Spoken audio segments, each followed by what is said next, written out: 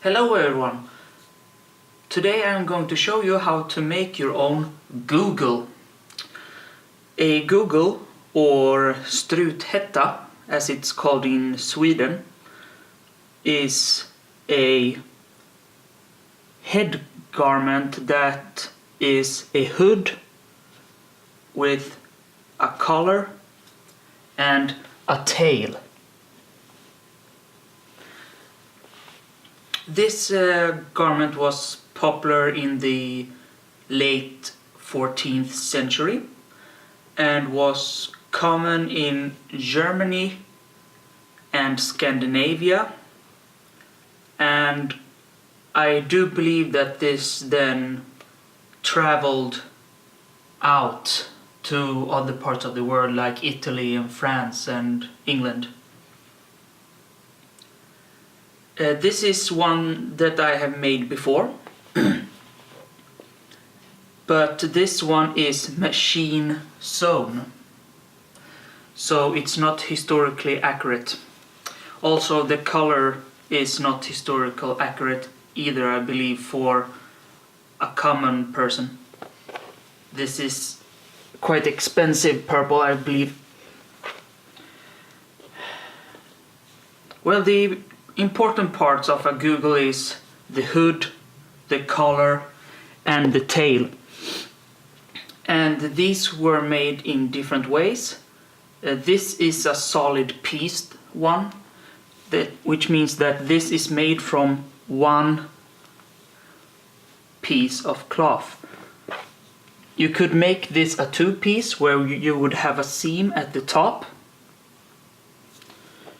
and you could make the seam here have buttons, so you could open and close from the front.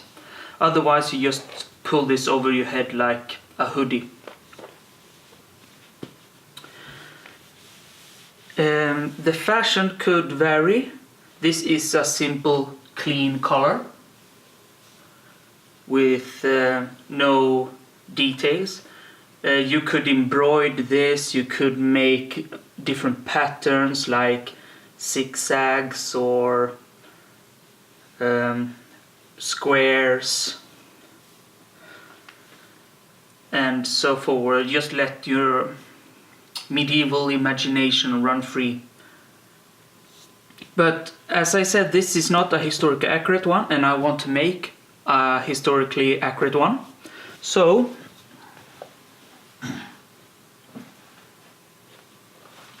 I'm going to use this cloth for my new one. This is wool, quite thick wool, because this is going to be an all year around outdoors gugel. So this is going to be worn in summer and winter, in rain, snow, wind. If you wanted something like spring or summer specific, you could make it from thin cloth as well. But this is supposed to be warming. So you have your wool. You will also need your needle and thread. This is linen. You will need beeswax for waxing the thread, or else the friction will tear at the thread and it will break during the sewing. And you will need your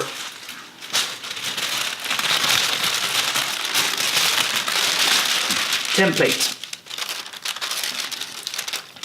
This is the template I made for the original one, and since my head hasn't changed since the last time I made it, I am going to reuse this one. You could find this pattern in any link, any homepage when you search for Google or struthätta. I will link in the description as well. But you take an opening for your head, and it's just as wide as the neck, or about. And then you make a collar that is wide enough to cover the top of your shoulders. And you also make this tail. The tail is optional. There were made gugels without the tail, but in Swedish at least I know that it wasn't called a gugel or struthätta then, it was called something else, probably just hetta, because strut in struthätta refers to the tail.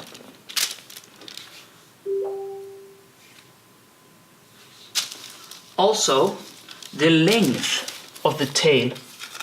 Well, here's where the medieval fashion comes in, because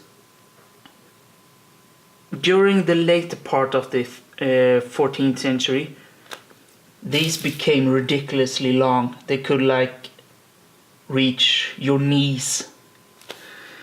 And when I grew up, I was told in school that the length of the tail was a measure of how rich you were, because you were supposed to have money in this tail. So the more money you have, the longer tail. I don't know if this is true. I suspect it is not true, because if I were a thief, then I would just run around and cutting off the tail of people's gugels and keep the money. Also, how would you get your money? You would have to take off your hood every time and reach in for so take that with a grain of salt. But this tail seems to be about I'm trying to find a reference point for how Well, I seem to have made this tail about the length of the gugel plus a hand, I've seen. But this is up to you how long you want your tail. Well guys, we have come across problems already. I'm gonna show you with the template. This piece of cloth is not large enough for what I'm trying to make. As you see, the tail just runs off from the cloth. But otherwise, lengthwise, this is pretty good. As you can see, I have folded the cloth here, so when I cut the piece out, I won't need a seam along the top and the tail.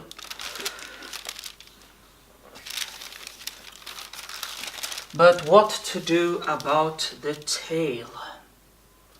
Well, I looked into it, and there is archaeological evidence of gugels where they have weird seams along the tail or at the collar, and they are asymmetrical. When they made the garment, they didn't have long enough cloth to make it, just like I don't have right now. So maybe this is fortunate for historical accuracy, because this is a medieval problem. Because you have this piece of cloth and this is what you have, and you still need the garment, and this is a everyday garment, so this isn't like a luxury thing. You need this. And you can also see that all this space here is wasted, and this is during a time where you used every bit of the cloth. There have even been findings of insulating houses with bits of cloth and everything. They used everything.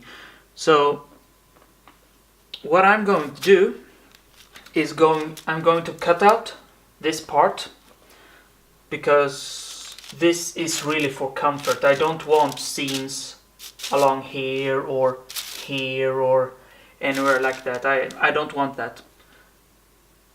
And I want a seam alongside the top of the tail, because I want it folded, and it is going to make it easier later for when I'm turning the whole thing inside out. So I'm going to cut here until about here, and then I'm going to take that piece and double fold again and make that piece from this part of the cloth. So I'm going to have a tail that is in two parts. I said in the beginning of the video that I wanted a gugel made of one piece, but unfortunately with the cloth I was given, I can't do that. So I feel great sympathy for those who actually had to do this in real life and walk around with this all day. But this was the card that was given me. Okay, so now I have pinned the template down to the fabric, and this template is without space for the seams. So what this means is that other than this, I am going to have to add a centimeter or 1.5 centimeter around this, where I am going to have a seam. This means that I do not need to have the space up here, because here is not going to be a seam. So I'm going to use this measuring stick and trace around with chalk to add a centimeter. Also, since we have this tail problem, I'm going to have to use this to, let's see how, oh yeah, that works, to mark where this tail is ending. It's here, and then add a centimeter. So here here is the theoretical line of where the tail is cut, but in reality I'm adding this because here is where the seam is going to be.